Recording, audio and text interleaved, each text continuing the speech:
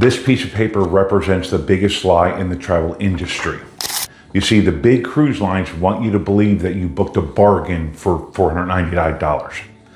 But by the time you add the drink package, the Wi-Fi, the gratuities, the specialty dining just to get a decent steak, that bargain has quietly doubled in price.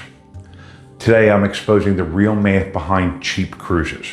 I'm going to compare a standard mass market cruise against a luxury all-inclusive line by line.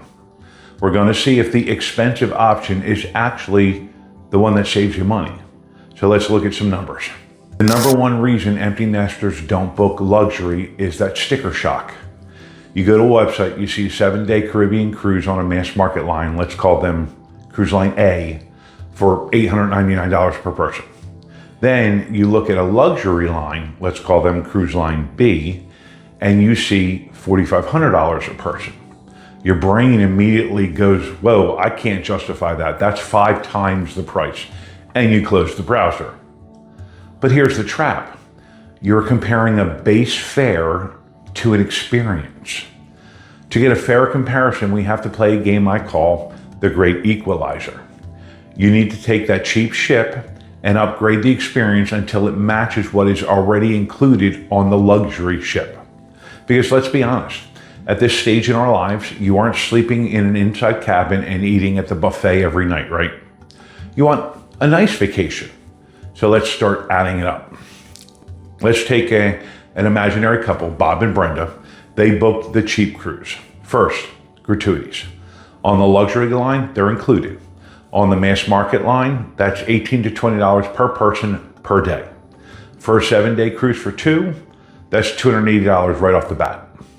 Second, drinks. On the luxury line, premium spirits and fine wines are included, unlimited. On the mass market line, you need the premium beverage package. That averages $80 to $100 per person per day, plus an 18% gratuity charge on top of the package price. Let's be conservative.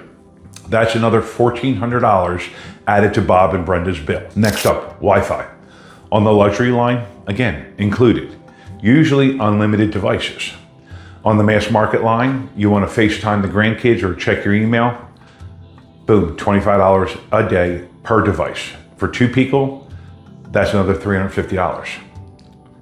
The math so far. All right, we haven't even eaten dinner yet, and we've added over $2,000 to the cheap cruise. Suddenly, that gap isn't so big anymore, is it? Now we get to the stuff that isn't mandatory, but it's necessary for your sanity. This is what I call the dignity tax.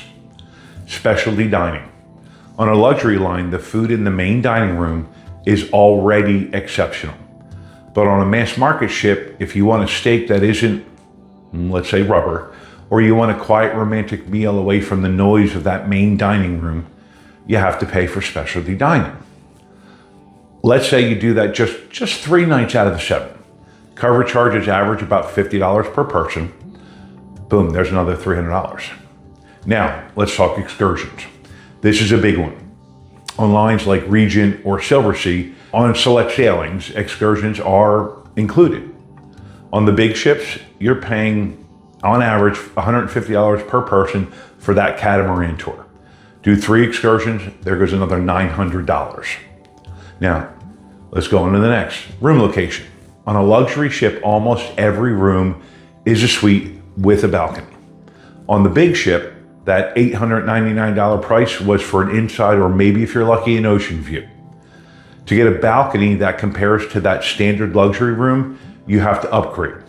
That usually adds at least $600 to $800 to the fare. Are you seeing what's happening? We're bleeding money, but it doesn't feel like it because we're paying it in small chunks. Now finally, we have to assign a value to the things you really can't put on a receipt, but that cost you dearly. 1, crowd factor. The mass market ship has 4,000 people. The luxury ship, 600. How much is it worth to be treated like a name and not just a number? If you book a VIP access pass at a concert or theme park to skip the lines, you pay hundreds. Luxury cruising includes that VIP status automatically. You're buying your time back. You're buying quiet. So let's look at that final tally. The mass market deal, base fare is $1,800. Drinks, tips, and Wi-Fi at $2,000. Dining and excursions at $1,200. Room upgrade at $800. $5,800, and you still waited in lines. Now, the luxury all-inclusive fare. Your upfront fare is $6,200. Everything's included. The difference, $400. That's less than $60 per day. For $60 a day, would you rather be one of 4,000 people fighting for a buffet tongue, or one of 600 people being handed a glass of champagne as you step on? That $499 cruise is a lie because it assumes you want the bare bones minimum. But you've worked too hard for the bare minimum. So the next time you see that high sticker price on a luxury line, don't panic.